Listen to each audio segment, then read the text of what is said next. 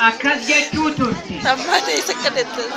Warri ammaan tanaa immoo waggaa dhageenyu bargaadii fi ni miti tokko keessa jira tokkochuma kanaatu dhannachi kanuma foon keessa jiru waa xiqqoo santuu foon balleessaa jette Oromoon. Ka ammaan tanaa maal ja'a jennaan ta ammaan tanaatu nadhay.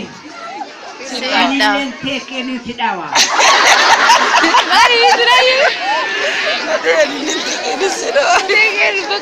Maallaqa na bira kaa'adhu olii gadiin faffacaasa. Narraa dhali sirra darbeetiin Ameerika deemaa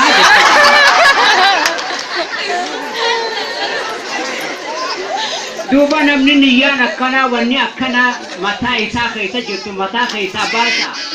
Bakkuma rabbiin nama qubachiisee qubate achuma qubatan bakkuma san ta'an akka nuti kun ifiin hin jirre beeka.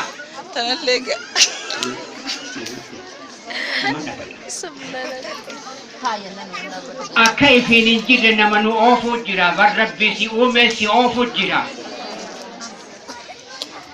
Duuba waan isiniin duyaa obboleeyyan koo isin kadhiiraa